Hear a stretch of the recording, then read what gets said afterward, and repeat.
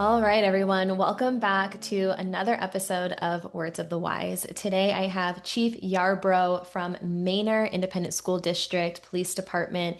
He has 28 years experience in law enforcement.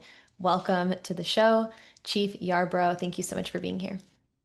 Thank you for having me, Paige. Of course, I'm really looking forward to it. And for anyone who is listening to this now, we are filming this podcast on Veterans Day, and you are a veteran. So happy Veterans Day. Thank you for being here with me today. I appreciate your time. Thank you very much. Thank you. Of course. So give us a little bit of background on you. Anything that you want to share about yourself, your career, for anyone who's listening who doesn't know who you are.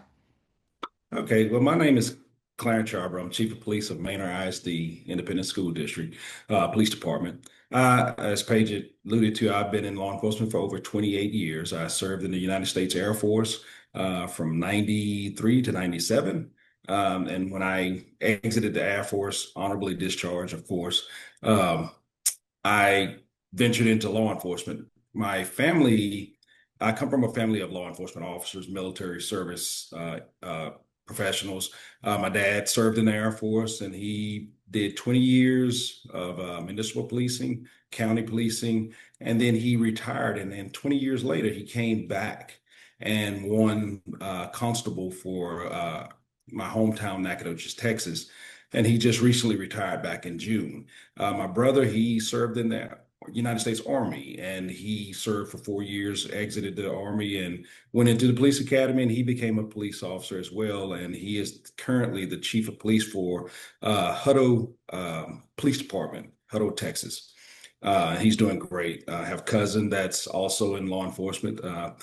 And we just have a family of service. As far as my background, I served in law enforcement again 28 years, and I've served in of areas of law enforcement from being on patrol at the beginning of my career, learning and understanding what policing looks like from the ground where the boots are on the ground, then moving up to supervise individuals that are on patrol. Then from there, I've served in investigations where I was a homicide investigator, I was a property crimes investigator, a crimes against persons investigator, child abuse investigator. So I have a litany of experience when it comes to law enforcement and investigative areas, and also served on a SWAT team in Bastrop County for about 8 years. And then I was also a narcotics and vice investigator as well. Then I tapped into the leadership. So from there, I became a captain with the city of Lexington, where I eventually was the chief of police there, and then moved to Belmead, which is right outside of Waco, Texas. And I was the assistant chief there. And then after that I ventured out into school-based law enforcement because what I began to see and begin to understand later in my career is that a lot of our individuals that are involved in criminal activity, someone had an opportunity to reach them at an early age and missed that opportunity. So I'm like, at the end of my career, if I could do something to help save one or two or three individuals from going down a path that could be ultimately destructive for the rest of their life, let me do that. So I moved to a small community, but it's a very, very heartfelt community, a very close-knit community. It's Teague, Texas. And I became the founding chief of the ISD Police Department. So I started that police department for them, did great things there, made great friends, met a lot of great people, still in contact with them today. And then Manor ISD position opened up, and I said, I want to go back to Central Texas because this is where I spent the majority of my police careers in Central Texas near Austin. Mm. So I'm back in Manor. So I've been here for 5 years now. Wow. Thank you for sharing. I really like the idea of, if I can help one or two or three, then it's all worthwhile. And I think sometimes we forget that, one at a time. There's a story that someone told me that I really liked, and it was the story of the boy with the starfish. Have you heard of this? Yes, yes, I have. I love that I because I, love that story as well. I think sometimes we maybe don't understand our impact, Mhm. because you want to help everybody and you want to have Mhm. this huge impact in your life and your career. But I always try to remind myself of the little boy and the starfish. And for anyone who's listening who doesn't know the story, it's the story of this little boy like on the beach, and there's all these starfish, that are washed up, and he starts, one by one, kind of tossing them back in the ocean. And someone was like, "Hey kid, what are you doing?" And he's like, I'm saving these starfish. He's like, "You're not gonna be able to save them all." And he's, "That's okay. As long as I'm saving one at a time, And I thought that that was such a cool story. So I appreciated you saying that in your intro. I wanted to ask you, because I always find this to be really interesting, because you come from a family of law enforcement and of service. Was there any sort of competitiveness in your family of like, as you're rising through the ranks? And I know you said your brother, right, is also chief of police. Did you feel like there was kind of like this competitiveness within the family? Early on, no, Okay. because because my dad, I mean, he was in law enforcement for years. He policed our community for years, and he was like, "I don't want you guys to go down the path that I that I've gone down." He Sure. said, "I don't want you in law enforcement. I want you to do something better. I want you to be better than me. Go and do greater things than I could ever have done." Um, my dad, he kind of pushed the both of us away from the profession. He didn't want us in there. So I was like, okay, well, dad's in it. He doesn't want us in it. So he may know something we don't, you know. Hmm. So when I graduated high school, I went to college, and I went to college to go into the medical field because I'm like, hey, it's they're going to always be someone sick, you know. So Sure. that's job security, career. And when I got in college, the first year I was like, nah, this is not me. So I joined the military. And when I went into the military, that service piece, I don't know what it was, but it was something in me that clicked. And it's about helping, like the starfish story you just told, helping one person at a time. Yeah. And and when that clicked inside of me, it's like I have to do more because I know that, I may not stay in the military for the till I retire. I didn't feel I would. But when I got out, I was like, what am I going to do? And I just had that switch, that service switch to help others Mm. because I know what it's like for someone in need of help and there's no one to help. And my favorite cartoon character has always been Superman. Mm. He's always there. He always shows up, and he could do a lot of damage with his power, but he chose to do the good thing and the right thing with his power. So even when I speak with my officers or any new hire that comes in, and it goes back to your story that you were speaking of the starfish, I always tell the officers, I'm like, you're going to make an impact in everybody's life that you come in contact with. You're going to make a significant impact. The difference is what type of impact are you going to make? Is it going to be a positive impact or is it going to be a negative impact? And I can't tell you how many puzzling looks I would get when I would say that. And one of the things that I've always stressed is I don't care what an individual does, Mm. how heinous the crime is, you may be the very person that breaks that person to where there's no more hope in that person for rehabilitation. So I don't care what crime it is or how bad it is. My desire for you is to treat them with respect, even if they committed a crime. Treat them with respect because that may be the only time in their life that someone respected them, and then they really be able to see the error of their ways. So, you know, that's my story. Yeah, I appreciate that you said both. That that might break someone to where they have no more hope, or you could be the person to give them that little piece of hope that they needed. And I think that we forget that even the smallest acts of kindness can impact someone's life long term. And I've told this story before, but I don't know why this impacted me so much. I was meeting with a law enforcement agency, and there was these two gentlemen. One I was meeting with to do an on-site, and then there was two others in like the lobby, and one was dressed up, kind of like suit, and the other one was really casual. So you could tell one was from the department, and the other one was from the community. And they're chatting for a little bit, and then the guy comes back in, and I later found out he was a detective, and the gentleman he was talking to was someone that he used to arrest all the time. Like he was just in and out, and he was a drug addict, drug dealer, like getting into trouble all the time. He came back, and he has been now 5 years sober, and he came to thank that detective because he said that he was that like one piece that he needed and was instrumental in him getting sober and changing his life around. And as part of his program, he was coming back to like make amends and to talk to him. And it was like that, and I was just a fly on the wall. I had nothing to do with the situation, but it's those moments, that I think I'm sure that detective didn't think that. He wasn't like, yeah, in 5 years, this guy's going to come back and say I changed his life. But he treated him with respect and dignity and whatever it was that he said to him of like, hey, like you can choose a different life for yourself. Sometimes we just don't even know that we can.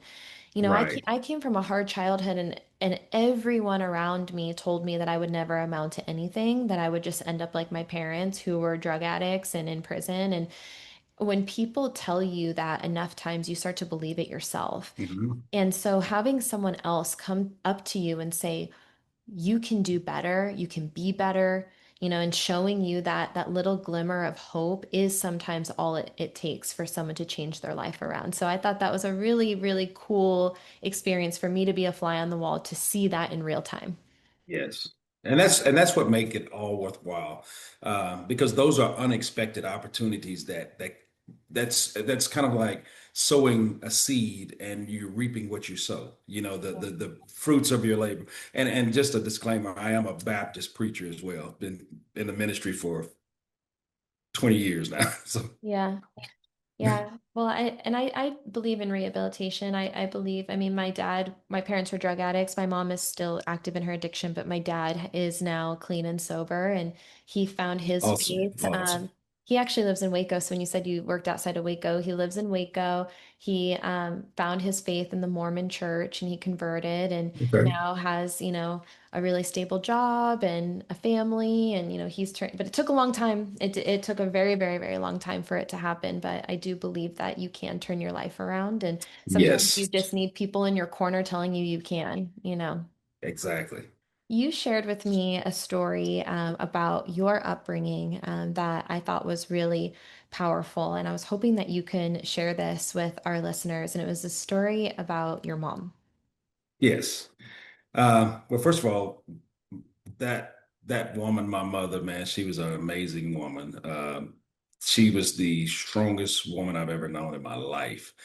She's resting now. She had a battle with cancer, and God called her. But I never saw or realized how much my mom did for us as a child. Because you're in your childhood, it never really dawns on you. But I remember watching my mother, because my mom and my dad divorced when I was younger. But I remember watching my mother go to work every morning. She had three jobs. She would leave the house with us, and every now and then she would have to ride our bus with us to get to her job site Mm. because the bus would go right by the job site.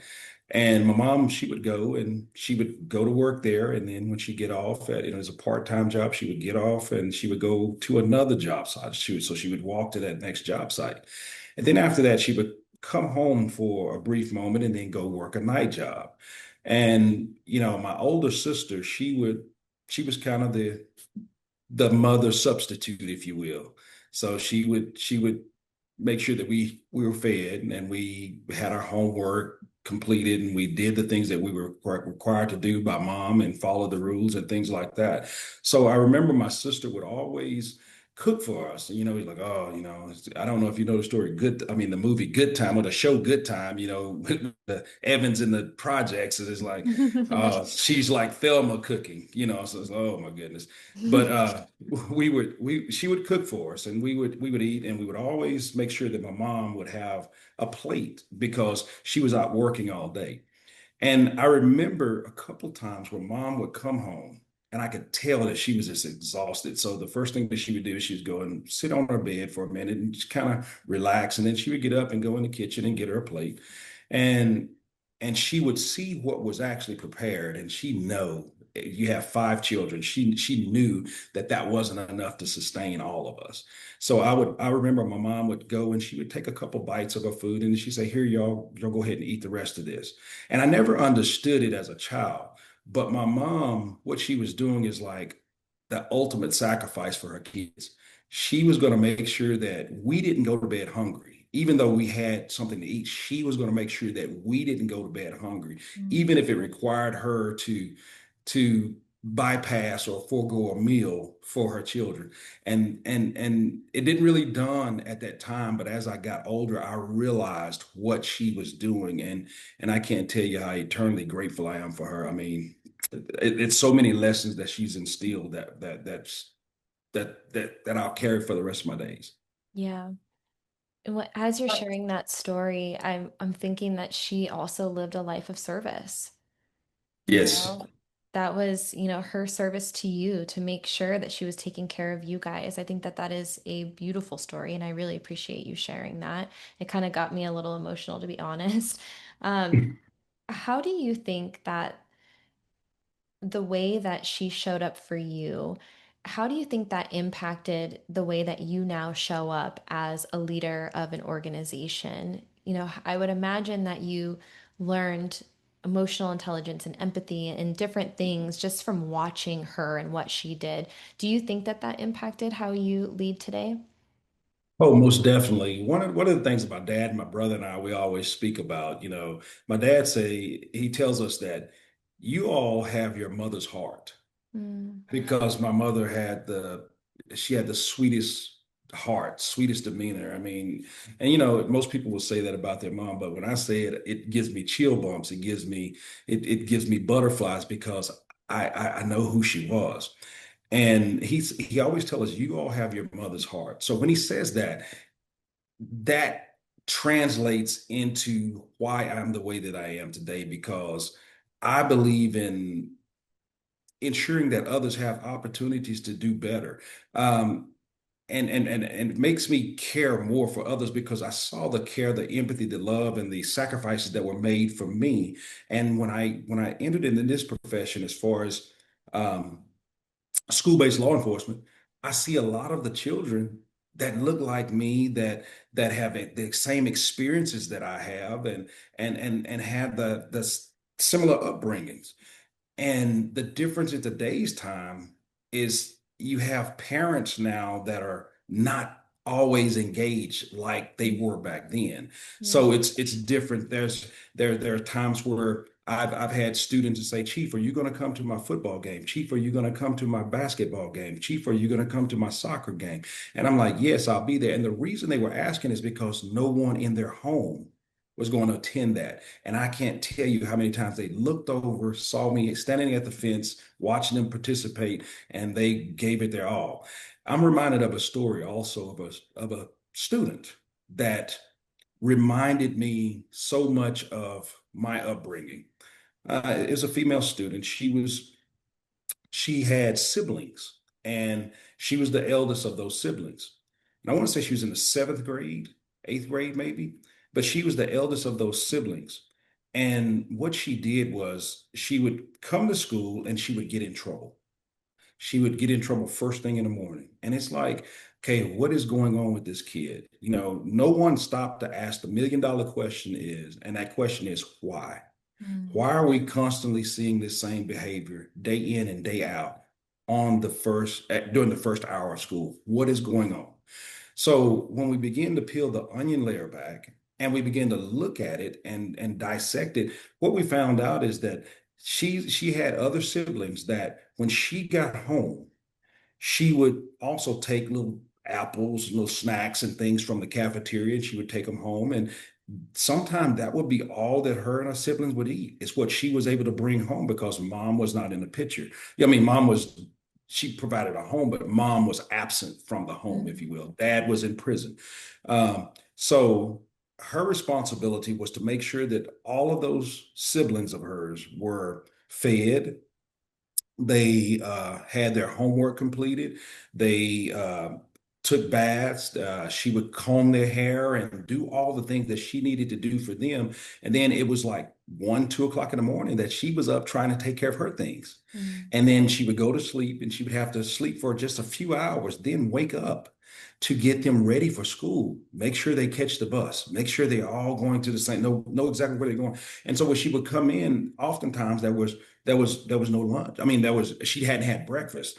And you know, and the breakfast in the morning is you only get a certain amount of breakfast. There's a certain serving that you would get. And it wasn't enough because if she only had an apple for dinner, you mm. know she's starving, you know, even with the little food that she would get in the morning. So hunger makes children or individuals act out of character. That's why we use the term today, hangry, you know. So we saw that. So then once we realized what was taking place, we began to flood her with resources, flood that family with resources because I saw that in me. I mean, instead of constantly putting a child into a situation to where it could ultimately go into the school to prison pipeline. Let's find out why this behavior is taking place. Let's really look into this because this kid may not tell you what is going on in their life because of the embarrassment or because of the way it look or because they don't feel that there's anything other that they can do, you know? So with my mom and what she instilled in me is she instilled in me to always ask that question why because things aren't always the way that they appear, things aren't always the way that they're seen. And someone may just be waiting for someone to ask the question, why are you behaving this way? Or what is going on in your world? That what can I do to help? Yeah. You know, you're really speaking to me when you talk about this too. You know, like I relate to a lot of the things that you say about, having a hard childhood and how that manifests in your behavior. And I think that there are a lot of people who do jump really quickly to judgment of the symptoms. And Mhm. what you were saying is how that student was acting, maybe they were, acting out or sleeping or whatever it was, instead of saying, hey, I recognize that this is a symptom, there's a root cause. Let's get to that root cause and ask that question, why? There's a judgment on the symptoms. And I think we're all guilty of doing that at some point in our life. And it is really important because, I what you said about embarrassment, I think is what really hit me. Like when I was going through hard times when I was a kid, I remember like not wanting people to know.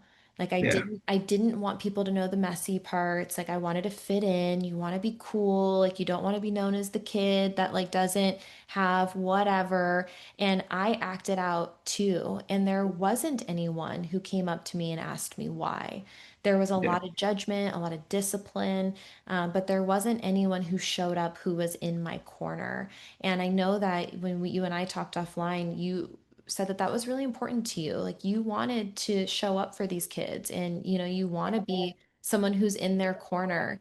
And even like you saying about the football game and the soccer game, like broke my heart a little bit, but also what a great way for you to show up for them. And I think that we all have the ability to do that in even in the smallest way. Like we said before, the starfish, even if it's one person at a time or one small act of kindness at a time, how can we show up for people? How can we ask why? How can we understand the symptoms are a result of a root cause that is happening beneath the surface? And you've talked a couple times about breaking the school to prison pipeline. Can you talk a little bit more about that and what you're seeing? what I'm seeing as it relates to that, this thing, mental health is real. It is so very real. A lot of law enforcement officers and officials, they hear it, they know that it exists, but when they are interacting with someone that's exhibiting behaviors, they don't stop to identify if it's a crisis situation. They Mm, look at the criminal component of it, and therefore that student is now entered into the judicial system, or that individual is entered into the judicial system. So what I've done and what I've done within my department is every officer in my department, they are certified, or we're making sure that they're going to be a certified mental health peace officer for the state of Texas. So that when we see behaviors, even though they may emulate or resemble a criminal element or have criminal components to it, we're going to do is we're going to make sure that we are getting the kid resources. We're getting them help before we impose whatever criminal acts that we may have to impose on, or criminal offenses that we have to handle. But the first thing is identify: is it a crisis situation? mm, Okay, now we understand it as a crisis situation. What triggered that crisis situation? Because if we don't understand what the root cause of the problem is, then we're going to constantly have a repeat offender, repeat offender, and that's something that I want to definitely break under my leadership. I want us to understand what these children are going through, because we don't know what that child was exposed to the night before. That child could have been at home and mom and dad fought all night long. That child could have been at home and the police were called to the house several times throughout the night. The child could have been at home and may have possibly, God forbid, been violated, you mm, know, over the night, throughout the night. And they have no one to speak to about it. And then all of a sudden their behaviors that they're exhibiting look like a criminal component. It has criminal components to it, but we don't understand, or we're not trying to understand, that it's something that triggered that. So if we don't ask that million-dollar question again, if we don't ask why, if we don't look at the root cause of what these situations are, then we cannot save our children from going into the school to prison pipeline. We cannot save them. One thing I pride myself and my department on is we have a very, very good working relationship with the DA's office and the county attorneys. So when we do our investigations, we make sure that we understand what the root cause is. If it was something that was triggered based on a behavior or diagnosis of a student, those components, and that key information is something that we definitely pass to the prosecution team to let them know, hey, this was a trigger. mhm. Okay, it aligns with their behavior disorder, or whatever that is. Whatever the situation is, it aligns. So we are recommending that you get them help versus putting them in the system, because putting them in the system, odds are we've seen it throughout our entire life. Individuals that go to jail, um, there are usually not a lot of resources to help rehabilitate them. I mean, what they typically do, sit in a cell, and then they learn from other criminals how to be a better criminal. Mm, So, there are only a small percentage of those that go to jail or go to institutions or facilities that come out and say, "Hey, I never want to go back to that place again." But we from our standpoint, from my standpoint as a chief, I have to make sure that we understand our children, because we don't understand, because we don't know what they're exposed to. We don't know what they're going through. We don't know the answer to the why until we take the time to ask that question, so that we can better serve that child and be an advocate for that child, mm. instead of being the one that's trying to put them in the system. We're going to advocate to keep them out of the system and get them the resources, and the family with the resources, wraparound services that we can provide to make sure that this is something that is resolved. Yeah, I love that you said being an advocate for them and early intervention, being proactive. How can you get in front of some of these challenges and these issues to try to set them up for success in the future? Because that's ultimately what you want, right? And then Yes. I have a lot of conversations about the way that you as law enforcement show up for the community that you serve and the impact that it has on them long term as well. And if they have an early experience with law enforcement where it was positive and they were like, yeah, Chief Yarbrough showed up for me. He came to my football game. He helped me. He asked me what was going on. He cared about me. I got in some trouble, but, you know, that's going to stick with them for the rest of their life. And their perception of law enforcement will be that of a positive one, And so I think it helps in all aspects of wellness, officer wellness and community wellness. Yes, ma'am, definitely. And even to piggyback off of that, one of the things that we have to understand, this is a must. We have to understand this as it relates to officer interaction with the public, with the community. There's so much negative press. There are so many bad things that are being pushed out throughout the community about law enforcement interactions and things. Now, granted, I'm not saying that they didn't happen, but when you really look at the totality of it, those are very, very small percentages of what really transpire between police and community interactions. So, from my community, where I police and where I serve as a police chief in the school district, the one thing that I pride myself and I pride my officers on is that we build a relationship with our students because everything that they see out in the public that the media is pushing and all that those narratives that are being pushed, I want them to be able to say, not all police officers are like that because my police officer, in other words, they take ownership of us. They say my officer that serviced my school is not like that. So all of the police are not like that. That's just a few that are like that. So we can put it in a better perspective. Mhm. And one of the main things that we're trying to do in Manor is we're starting very, very early with our students, interacting with those students. And we have officers that will be at an elementary school and they will follow those students all the way to the point of graduation because they know them. They have that relationship, and that student can say, that is my police officer. So no matter what happens outside, I always have a contact within the law enforcement community. If I need help, I know who to go to. I got someone that I can trust. If I should ever get in trouble, they will help me and not leave me out to dry. Yeah. Yeah, that trust in that relationship and feeling safe.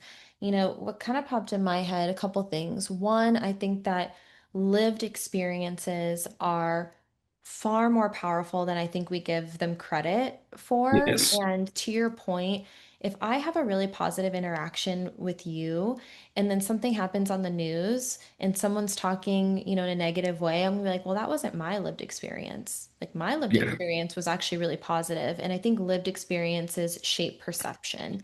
But I also think, and you can tell me how you feel about this, but for anyone who's listening who is in law enforcement, I don't think that you have to work in school policing to engage with the youth of your community. Everybody can do that, right? You can get out of your car and you can go play soccer in a park. You can go shoot some hoops. Like there are opportunities for everyone to make those positive interactions and perceptions with the youth of their community. Yeah, and I totally agree with that because that's the whole definition of community policing. That's the Right. concept of community policing is to get out of the vehicle because the vehicle, officers have gotten to the point to where the vehicle is like a protection barrier or it's a barrier between them and the community. When I policed in municipalities, I ensured that my officers would get out. You would have to document contacts that you would have, positive or negative, whatever that is. You're going to have to document that because we want to see that you're out actually getting involved with the community. And when that was instilled or not instilled, but implemented, we started to see a different response from community members as it related to police officers. Mhm. There were more kudos versus more, hey, I want to file a complaint.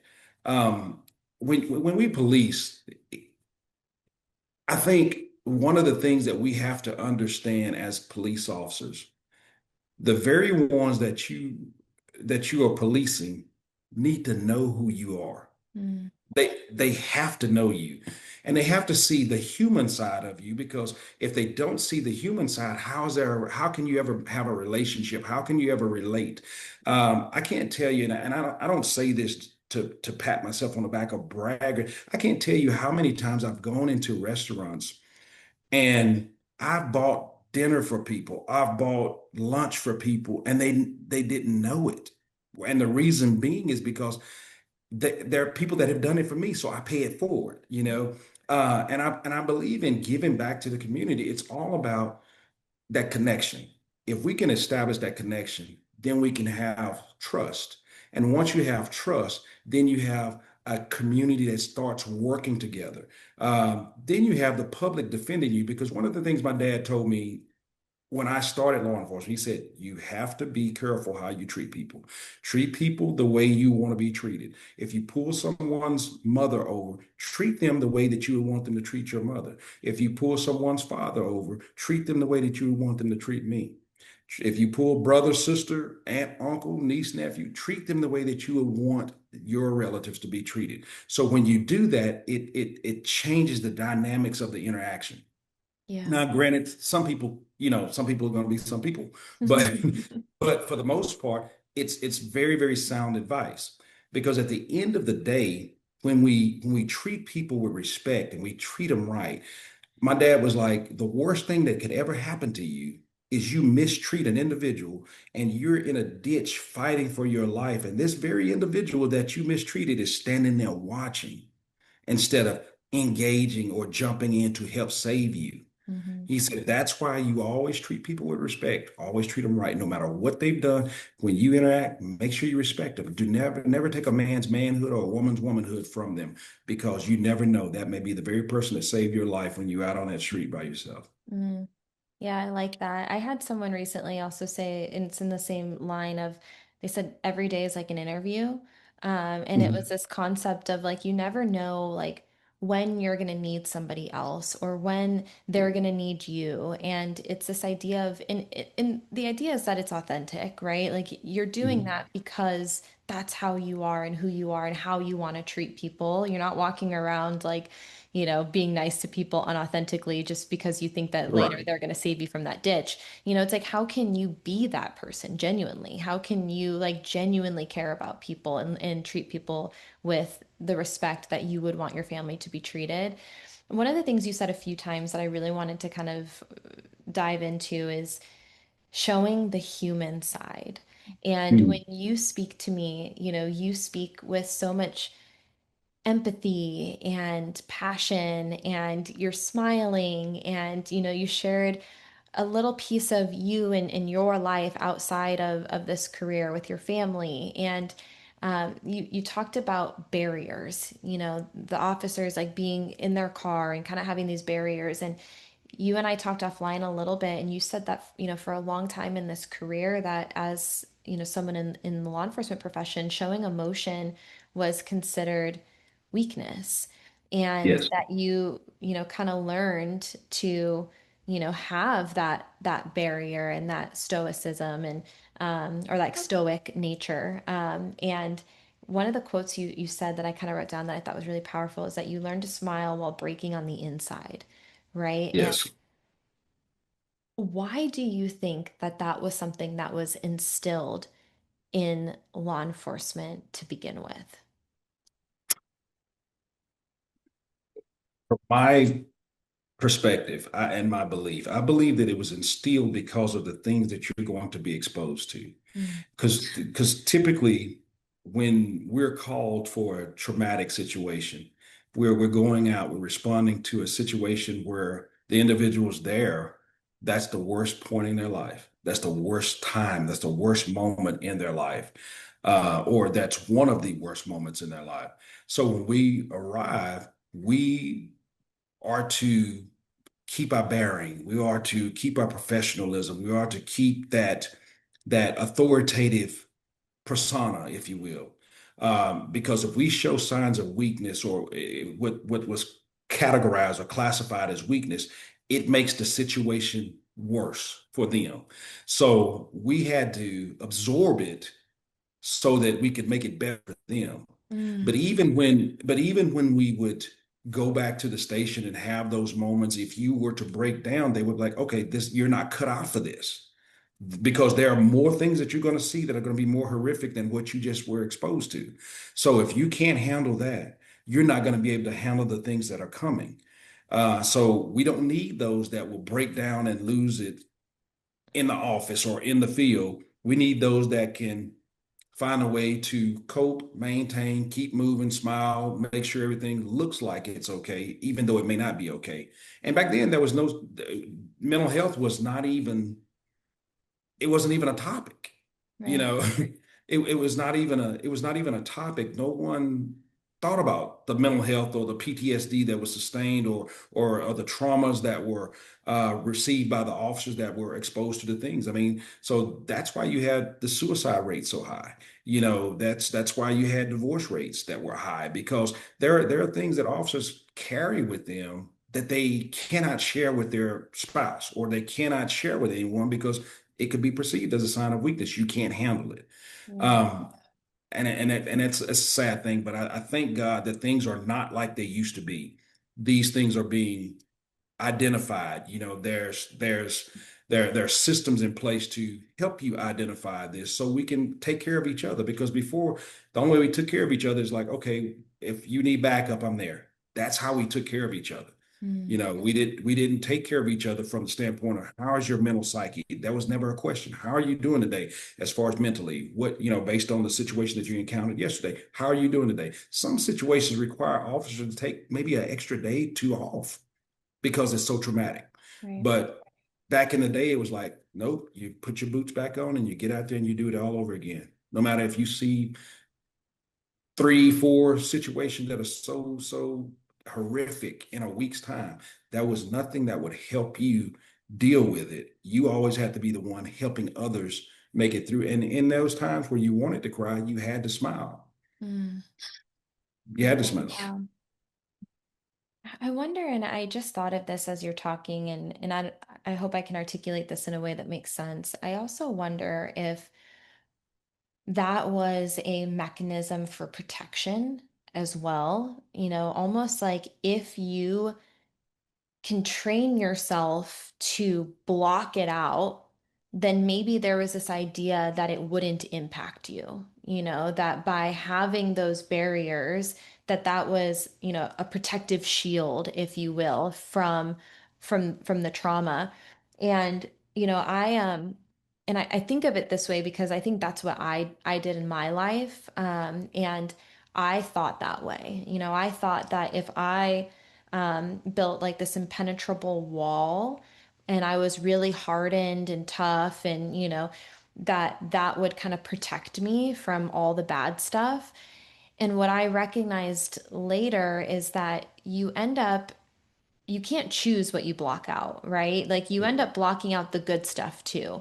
And so now you're hardened, you're angry, you've kind of, suppressed everything and you've blocked out the bad stuff, some of it, but then you've also blocked out the good stuff and the positive things. And so I also wonder if maybe that was a part of it of like, well, if you are really stoic and you build this like shield, then like it's going to protect you. And then we kind of now know that that's not the case. That's not the case. Yeah. Yeah. And that is true. And to your point, that is so true because as I look at my career and how I had to handle things, and I will tell you the first time I had a fatality accident, the way I managed that for myself is I had to associate it with Halloween, if that makes sense. Okay. And it may be a little weird, but this is what I had to do for me to in order to process that and work that entire scene. I had to associate it with Halloween. In other words, when we see cars driving down the street and there's an arm hanging out of the seat, I mean out of the Mm, back, out of the trunk, it's not real. The gory makeup that's on this torso that's to land in the yard for Halloween. Those are that's how I had to deal with it myself because I had to disassociate the real and the reality of it and make it something that my mind could handle so that I could continue to work. mm, So that's how I associated it or how I processed or handled it for my psyche, myself, myself and my mental health. That's how I did it. But I didn't realize that I was building that wall and becoming callous and cold. So the more that I was exposed to it, the less it impacted me because Well, I'm saying at the moment, the lesson impacted Yeah. me because I'm like, okay, that's another mannequin. This is another Mm, toy. This is another, prop or what have you. But as you go through life, those scars that are there, they start to surface. Not saying to the point where you can't function, but times you're sitting alone, there are things that you remember that you don't want to remember. You hmm. know, there are situations that arise, and you're like, man, I can't believe I was exposed to that. I can't believe I got through that. And there are so many things that once you've been exposed to a lot of trauma in your life, as you stated, there's no way that you can separate it. And when you try, again, to your point, you cover good memories, but you also cover bad memories. But it seems like the bad memories are the one that are fighting the most to come out. Hmm. And if you're not in an area where or in a space where you have a good support system, whether it's at home or whether it's at work, you're going to be left to deal with that all alone. And that's a scary thing for officers, to have to deal with those things alone. Yeah. Thank you for sharing that. I feel like one, I've never heard it put that way, and it did give me a different perspective. Um, was there a moment in your career where you kind of realized like we can't exist this way. Like we can't teach our people to, have these barriers that we have to show up in a way where it's okay to, be impacted by these things. It's okay to talk about it. It's okay to have an extra day or two off to process those things. Was there like a defining moment where you were like, okay, as a leader now, I recognize these things and I want something maybe different for my people. Yes, I remember it as if it were yesterday. I didn't understand the mental health side of things Mm. until I went to Bellmead, Texas, right outside of Waco. And my chief at the time, she is a mental health guru. When I say guru, I mean I could call her this very second and say, I'm not sure what I'm dealing with, but I'm gonna tell you what it sounds like. And she's like, oh yeah, this is what it is, and blah blah blah blah blah. I mean, she could regurgitate that information so quickly.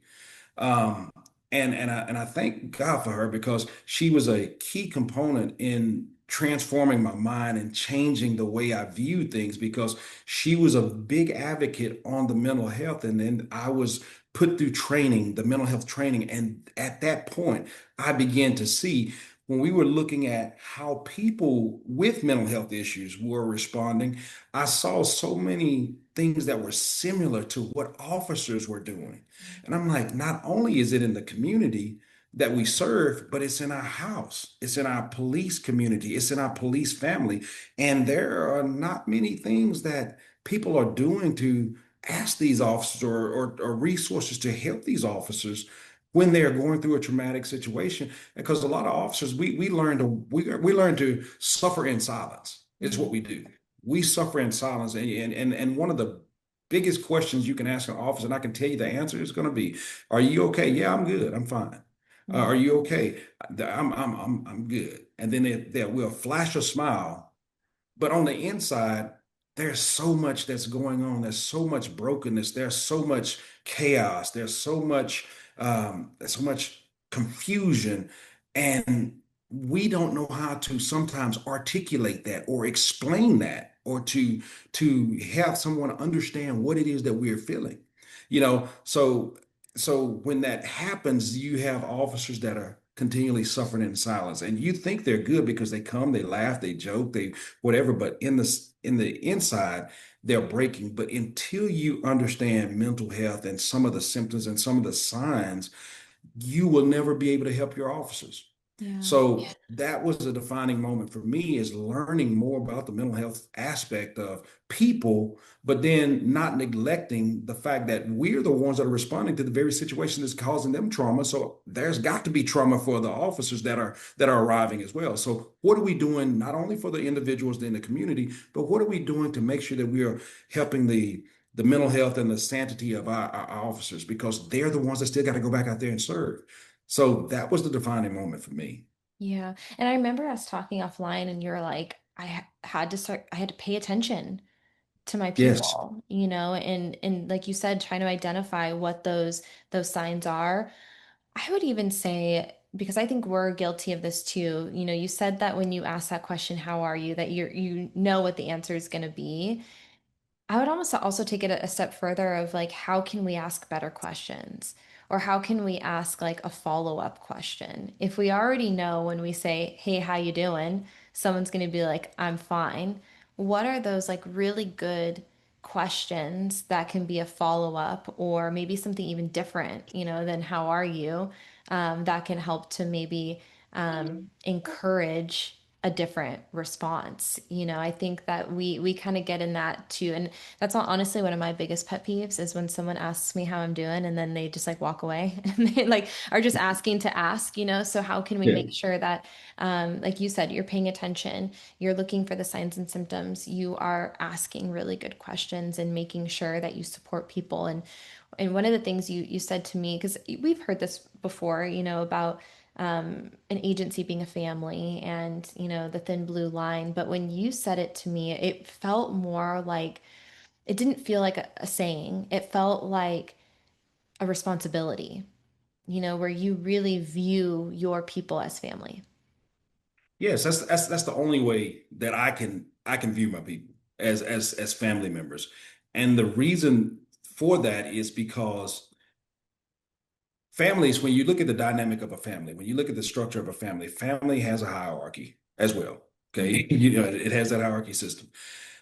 So in the family, there's the provider, which typically is the father, and structural wise, I'm not, don't, women don't attack me because I said that, please don't, but then you have the nurturer, which is the woman, the children, they're the learning individuals within the family structure, right?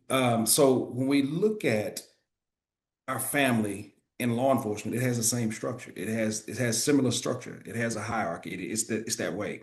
But a mother may not understand when a son is dealing with something that's relating to a male issue, right? Just like a father may not understand a daughter that's dealing with something that's related to a female issue, Mhm. right? So, but as a parent, you can see that there's something there. So as a father, the son would probably be more comfortable speaking to that issue with his father and a daughter, vice versa. So in my department, we are a family because families go through hard times. Mm. Families have issues as well. Families have to have hard conversations. Why? Because if they don't have the hard conversation, then it destroys the very foundation of that family. So even in law enforcement, we have to be able to have hard conversations as a family do. We have to show empathy, compassion, because we are human. Going back to that statement, we are human. We have families outside of law enforcement where we have loved ones that pass away. We can't say, "Oh, well, put your boots on, go back to work." No, we have to stop and make sure that they're okay. We have to ask those questions because it was them today, but tomorrow it could be you, right? So we have to, as a family, we have to make sure that everybody's okay because I can tell you, you can have an officer in the department that everybody dislikes, have a disdain for. But if something were to happen to that officer, everyone in that department is going to be ready to go run to that officer's defense. That's family. Because we all have family members that like, oh Lord, here they come. I don't want to see them. But if something were to happen to them, we as a family, we will rise and we will show up and we will be there to help them in those times. And that's why I say I believe in the family concept within the department because some officers they don't have family. Yeah. They don't have a family. They don't have a wife. They don't have a kid. They don't have mothers and fathers that are still among the living. They don't have those things, and they are operating in a solo state. So we become their family. And we have to treat them as such because if we don't, then it's almost like taking a family member and saying, okay, you're no longer part of this family and you can go out to the streets and live and do whatever you want to do. And in those instances, I think that's where we see the negative press and the negative behaviors of officers because they're not part of the real family. They've created this little side thing over here, and it's finally caught up with them. Yeah. Something kind of popped in my head that is along the same lines, but maybe a little bit of an out of the box thinking. I think through a lot of conversations, I've had retired and I've had active, chiefs on this podcast. And, we talk about retirement and this like feeling of once you leave, you're no longer a part of that family, and how hard that transition is. It's hard for people to feel like they've Yeah. lost that sense of family. And so, maybe it's also a reminder that, even when people retire from the organization, still checking in on them and they're still part of the family. And how can you, continue that relationship long term? The other thing that you had said to me, and I know we're running a little bit over, but you said No that worries. you said that leadership requires the ability to kind of ascend and descend. And so I would love if you could explain what that meant and kind of your approach as a leader of an organization. Definitely. As a leader, one of the biggest mistakes that I've seen with counterpart, chiefs, co-chiefs, there are so many chiefs that forget where they started. Mm, They forget the hardship. I mean, think about 20 years ago. I mean, oh my God, when I started in law enforcement, the salary was $9.75 an hour. That was what I was getting paid, $9.70 an hour, 75 cents an hour. Okay, there's a big change, but the job has not changed. It's the same. You're still doing the same job. The things that we complained about when we were on patrol are the very things that the guys are complaining about on patrol now. The lack of interaction with leadership and the lack of support when things happen, and those, you can never forget where you come from.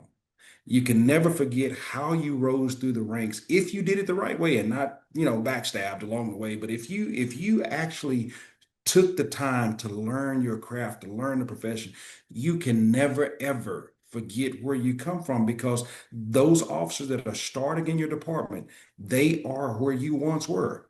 How do you get them to where you are? That's my mindset. That's my mentality. Because as you stated, one of these days retirement is going to be inevitable. We're going to have to retire. We can't do this forever. So, what type of officers are you grooming to replace you? mm, What are you doing to make sure that the officers that come behind you have the same integrity, have the same work ethic, have the same mentality of care and concern? What are we doing? It starts with the leadership. If the leadership is not emphasizing that type of relationship building, that type of policing, that type of care, concern, empathy, sympathy, all of those factors, if that leadership does not stand on business when it comes to that, then as these youth grow up in the law enforcement, they're going to branch out and do different things. And then we're going to see a whole dynamic shift when it comes to the way policing was versus the way that it is today. Now, there are some changing agents within law enforcement, but at the end of the day, the calls are the same. You still have assaults from 50, 60, 70 years ago. You still have assaults, you still have burglaries, you still have theft, you still have those very same things. There's the same elements, there's the same crime. But how are we as leaders remembering where we came from? What are we doing to give us our subordinates the equipment and the tools and the things that they need to be successful? A lot of chiefs we've had conversations, and I'm glad you asked this question. A lot of chiefs and we've had conversations about that. They're like, well, we give the officers everything. I don't understand what it is that they're complaining about. I mean, it's like we give them this, we give them that, we give them cars, we give them this, we give them the best equipment, blah blah. And my department, I give them everything. The only thing that I don't give them is their underclothes. I give them boots from. I dress them as if the military did, right? So I give them everything. But a lot of officers, I mean, a lot of chiefs are complaining. What do they want now? What do they want now? mm, And my response has always been, they want you. mm, They want you because they're working, they're working hard, they're working for you. Some need validation, some don't. But the one thing that everybody needs is to know that they're seen. Someone sees them. And it's not just an assembly line of officers. You're not just on the assembly line passing something down. It's that we see you, we recognize you, we understand what you're doing. We are grateful for what you're doing. Some people they hear it out in the public and it has a different feel from when you hear it from within. Yeah, So we got to make sure that we see them. They know we see them, not in a negative light, but we see their efforts, we see their hard work, and we're grateful for what they're doing, not only for the department but for the community. That's the piece. I love that. I don't have anything to add to that. I feel like that was a mic drop. I had someone recently, and this is kind of on the same lines. They said, um, you can't lead people if they don't know who you are. Definitely. And, it was this idea of like, and I love that you said they want to know you and they want to know that they're seen. I don't think that there's anyone who doesn't want to feel like they are valuable and Valuable. that their work is valuable. You all have a heart for service, and a lot of times your job is a thankless job. You're not always getting Mhm. thanked for everything. But we all need that sometimes. And, if you can do that from a leadership perspective, if you can show up for your family, for your department, and you can at least within the walls of your organization, make sure that people feel that they have value. I think that speaks volumes. It does. And coming into the profession, the mindset that was instilled in us was this is a thankless job. You don't look for validation. You don't look for people to say thank you. You go do what you got to do. But I beg to differ. I have to say thank you because if someone does something nice for you, the right response is to say thank you. If someone does something to make the department look good, or if they're representing the department well, I think it's only fitting that you say thank you Yeah. because that motivates. Well, I think that anyone can relate to this. I mean, maybe not anyone, but I can relate to this. So hopefully someone can.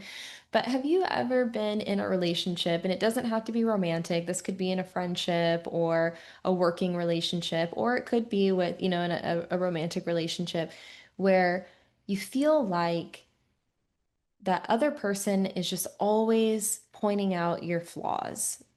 They're Yes. always talking about the things you do wrong, and you're only hearing from them when things are bad, right? And it's just like you didn't pick up your laundry, or you didn't do this, or you didn't do that, or you did this wrong, or how that feels, after a long period of time, you just feel like really kind of like kicked down, you're like, wow, like, do I do anything right? Is there anything positive that we can add here? And if you know that feeling and how that feels within yourself. And so I think it's important for all of us to remember that. It doesn't have to be in a professional capacity. This could be in our personal lives as well. It's like, how can we also recognize the good things? How can we highlight the efforts that we see that are positive? Because we are human, and if we don't have some sort of positive reinforcement at some point, we're going to ask ourselves, what's the point? What's You the know, point? Yeah. why So am the I way doing we this? Yeah, so to just to respond to that, I mean, one of the things that we do is when an officer does something well, we post it. We Mm, push it out, because we don't want to hide the good things because there's enough bad things that are circulating out there. yeah. There's enough negative that's circulating out there. We want to promote the positive, and we're going to be totally transparent when there's something wrong, Yeah. but we want to promote the good things because we want to utilize social media because social media is being utilized in other capacities anyway. We want to utilize it to the point to where the community is they're seeing the validation or they're seeing the truth behind the people that are serving them. They're seeing that it's not about just showing up and doing XYZ. It's about going above and beyond and taking the extra steps and really committed to serving the community. That's the ultimate piece because you build that trust between Yeah. the community. So yeah, I agree with you 100%. Thank you. My final question for you is, and you've already given so many good pieces of advice, but this is for the younger officer, someone who is earlier in their career. What words of wisdom would you share with them? Maybe something that you wish you would have known earlier or something that's helped you along the way. Well, if I had a new officer sitting here that's saying, "Hey, I would like to go through the police academy, and I would love to be a police officer," the first question I would have for them is, "Why are you doing it?" Mm. Don't give me a politically correct, because I can hear and I can pick up on politically correct answers, and don't do that. Let's be honest. Where's your heart? Because if your heart is not in this for the right reason, if you're just looking at the exterior to say, I have a badge, I can wear a badge on my chest, and I have a gun on my hip, and I am a symbol of authority.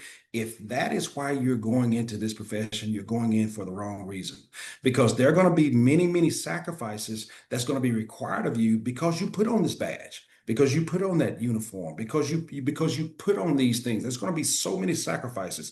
So my thing to them is if your heart is not in the right place to serve, meaning you have to sacrifice birthday parties, you have to sacrifice anniversaries, you have to sacrifice vacations, you have to sacrifice a lot to serve others. And if that is not where your heart is, this is the wrong profession because you're going to get so burnt out so quick, Mm. and you're going to get disgruntled. You're going to have the disdain and a bad taste in your mouth for law enforcement. So if your heart is not a heart of service and you are in it for the right reasons, some go to agencies for money. Money doesn't solve all the things that you're going to encounter in law enforcement. Money just only time money is good is when they pay you. That's it. But in between those times, you're dealing with the public, you're dealing with devastating situations in other people's lives, you're dealing with tragic situations that you're being exposed to. If your heart is not there to serve, then this is the wrong profession. And integrity, if you don't have integrity, this is the wrong profession. If you don't have that that heart to sacrifice, because every day you get up and put on the uniform, you're saying, I will sacrifice my existence in this world, my life, for someone that I have no clue who they are. Mm. And if you cannot answer those questions and be real about that and serious about that, this is not the profession because you become one of the ones that make the profession look bad. Thank you. Thank you for your time. I really appreciate it. And, thank you for spending Veterans Day here with me and coming in on your day off to talk about wellness and leadership. I really, really appreciate your time. That's an honor. I really appreciate you reaching out, and this has been a very, very pleasant experience. I really enjoyed it. Thank you.